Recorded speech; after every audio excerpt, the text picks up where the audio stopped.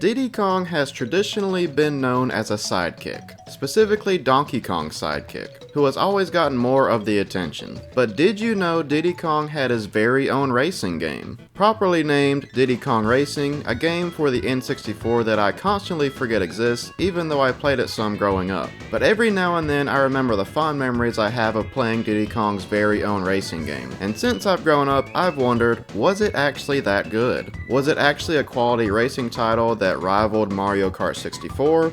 Or was it just nostalgic? So that's what I'm going to do. In this video, I'm going to answer the question, was Diddy Kong Racing actually that good?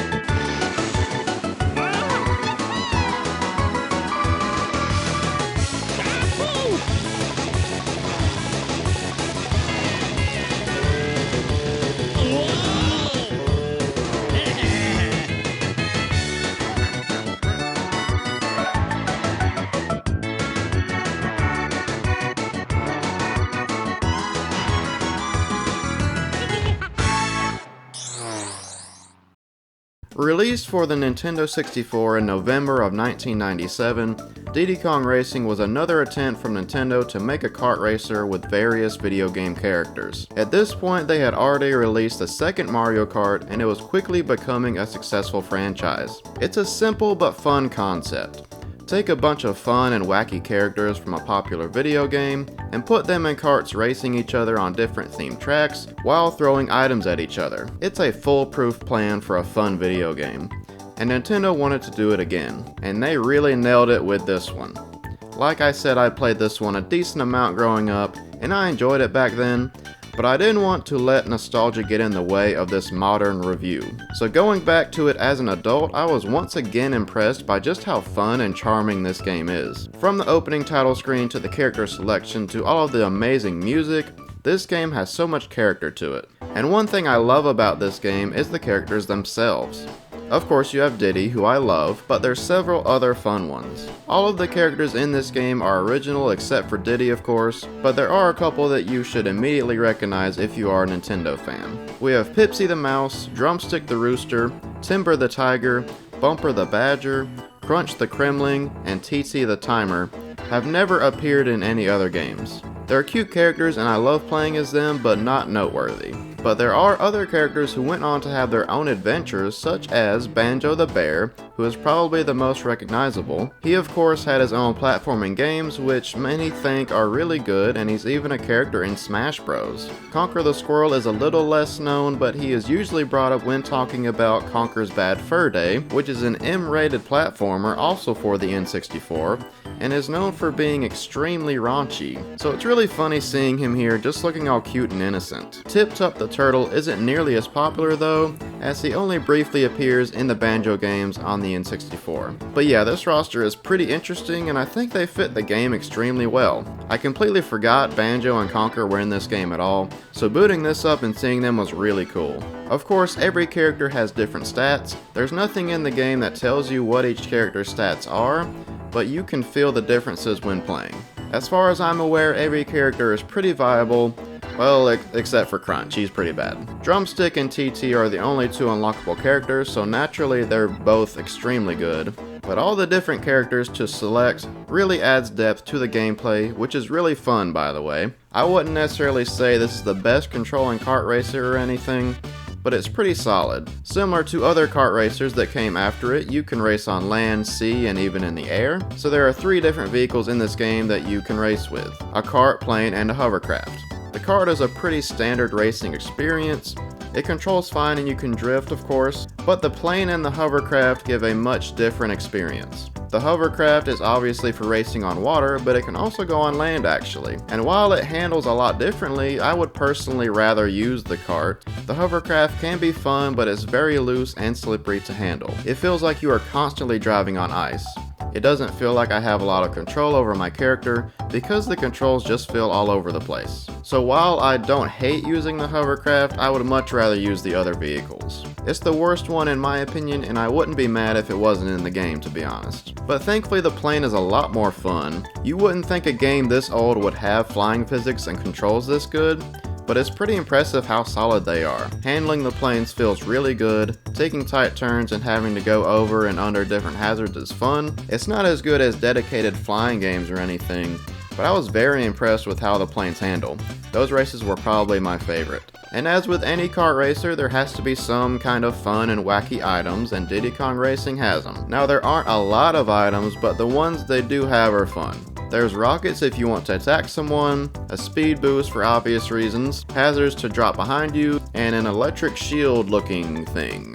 And also a magnet that pulls you close to a racer in front of you. So like I said, there's not a ton of them, but they are fun to use, and what is really cool is that you can actually upgrade these. All you have to do is pick up multiple balloons of the same type, and that will upgrade your item. For example, if you get a rocket balloon and then another one, it turns into a homing rocket, which is way better. And then if you get a third one, it turns into 10 regular rockets. So it's basically just a better version of the item itself. You can only upgrade items twice, but it's still awesome that it's in here. It adds some strategy to how you can think about items, because if you're trying to upgrade something you have, then you can't touch a different balloon or it will start over. So there's actually times in the race where you need to avoid getting items. Also, there are bananas scattered around the track, and they boost your speed a little bit if you pick them up, so they're actually pretty important. Sure, the item system isn't the best I've seen or anything, there's not enough interesting ones in my opinion, but they can still provide some of that chaotic fun you look for in a racing game like this.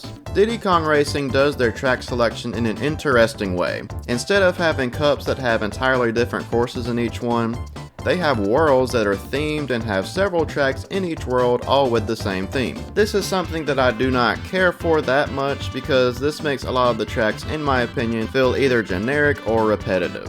Now don't get me wrong, there are some unique tracks that I enjoy, but I feel like this is one of the few things that Mario Kart 64 did better. They clearly tailored the tracks to fit the adventure mode, which is basically the only mode this game has. I mean, yes, there is one other mode where you can just pick and choose tracks to race again, but you can only race on them once you unlock them in adventure mode itself. So adventure mode is essentially the whole game. But that's not a bad thing because this mode is really good. It starts out with you just appearing on this island with no context, and this elephant genie comes and greets you on a magic carpet, and you're off. The first thing to love about adventure mode is the island itself. There's a lot of places to drive around and explore, and you can just have a chill time checking out the island for as long as you want. And you can use any vehicle you want, so you can even fly around the island, which is really fun, and similar to flying around Woohoo Island in Wii Sports Resort. At any time you're ready, you can head into the first world, Dino Domain, after picking up your first balloon, which is what you'll need in adventure mode to unlock more worlds and races. You normally just get these for winning races, but there are some in the overworld to collect as well, including racing the genie in all 3 vehicle types for a total of 3 balloons from him. Back to Dino Domain, you will immediately get into the first races in the game, so they're pretty easy. The only track in this world that I think is that noteworthy is Hot Top Volcano, which is a flying one, so that makes sense. To advance through the adventure, you have to get first place on every one of these races, so you can get as many balloons as possible. You can't get third or even second, or you will get nothing. You have to get first to get these balloons. After you get first in the 5 races in each world, you will then be able to challenge the boss of that world to a race. In Dino Domain, that is Tricky the Triceratops, and for being the first boss, he is actually pretty hard.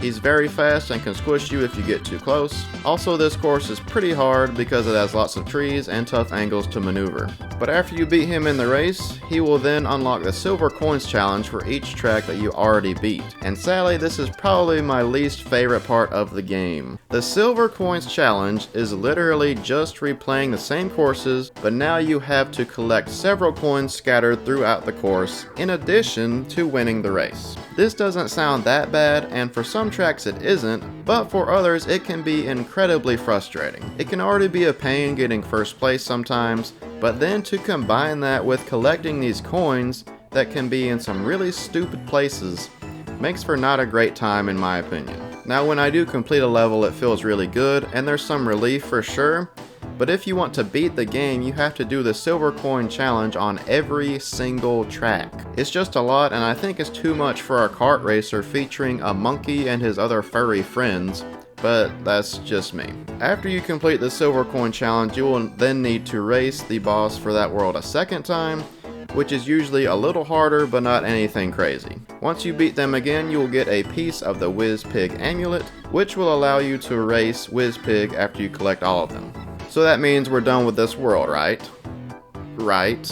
Yeah, not if you actually want to beat the whole game or 100% it. After you beat the boss a second time, that will also unlock the trophy race, which is just a Grand Prix of all the tracks in the world. There's no coins or anything special, just get first place on all of them and you get a trophy, which all of them will be needed later to unlock the final world. And if you want to 100% this game, you will need to find a key in each world to unlock the door that has an extra challenge behind it. There is one key in each of the first 4 worlds. The first one is extremely easy to find, it's out in plain sight. The second and third are not in plain sight and you'll need to actually look for these, or just look it up like I did. And the last one is in a really cool place. You'll need to hit a bell and that will raise the bridge behind it, and you just turn around and boost your way up the bridge to get the key. Again, once you have obtained said key, that will unlock the big door and a different kind of challenge awaits. For Dino Domain, that is flying around and trying to hatch dinosaur eggs. This one is kind of frustrating at first, but after you figure it out, it's actually really easy. The next 2 are actually really similar to a battle mode that you would see in Mario Kart. You're simply just trying to take everyone else out. A fun idea that they made incredibly easy. I didn't get hit one time, and if you just keep getting homing rockets, it becomes a cakewalk. The last one in Dragon Forest is sort of like a combination of the first 3. You're depositing bananas while also trying to steal other racers' bananas. Overall, these challenges were a fun idea, but way too easy. And after completing each one, you will get the TT amulet, which allows you the opportunity to unlock TT the Timer through beating him in time trials on every single track. Who would have guessed? So doing those doesn't have anything to do with beating the game itself, but if you want to get 100%, it is necessary. So after getting all 4 pieces of the Whiz Pig amulet, you will be able to race Whiz Pig himself, who is the antagonist of the game if I didn't already mention that. This race is very hard as you would expect, but not impossible. Winning this race means you have beaten the game. Yay, roll the credits. Except you didn't actually beat the game and Whiz Pig comes back. So remember those trophies you got from the trophy races? Well, assuming you got all 4, that will turn the lighthouse into a spaceship and unlock the last world, Future Funland. This is a futuristic world with lots of space stuff and lasers and rockets and things of that nature. Very fun tracks that are super different from all the other ones in the game. Get first in all of these tracks and you will then go immediately into the Silver Coin Challenge, beat that, and it unlocks the final race of the game against Whiz Pig again. Also, you can do the trophy race, but it doesn't unlock anything. The second and final race against Whiz Pig is in the air, and it is actually easy compared to the first one, which doesn't make that much sense in my opinion, but oh well. Beat Whiz Pig once and for all, and that is the actual end of the game, and the actual credits. Side note, after you beat Whiz Pig the first time, you can unlock Drumstick by finding the frog that looks like a chicken, because apparently he got turned into a frog. But yeah, that's pretty much Diddy Kong Racing. Again, you can do time trials and unlock TT, but there's really nothing else to unlock after that. There is a lot here for a kart racer. Like, it blew my mind how much content there is in this adventure mode. Sure, a decent amount is replaying the tracks, but there is a lot to unlock and collect. It will keep you busy for sure. Overall, Diddy Kong Racing is a really great racing game and just a great game in general, especially for it being almost 30 years old at this point. Good controls, cool tracks, fun characters, amazing music, and lots of content make this a timeless classic. So the question I had at the beginning of the video was, is this actually good or just nostalgic? And obviously the answer is it's really good. But I also wanted to ask myself, is it better than its N64 counterpart, Mario Kart 64. I like Mario Kart 64, but it doesn't hold a candle to Diddy Kong Racing. There's just so much more in this game, and it's just an overall much more enjoyable experience. But in conclusion, this game is awesome, and I hope it's one that we won't forget about, because it deserves to be remembered. Thank you so much for watching this retrospective on Diddy Kong Racing. If there's a game that you would like to see a video on sometime in the future, then please leave that in the comments, and also let me know what you think of this game if you've played it before. Thank you so much for watching, and I hope you have a great day.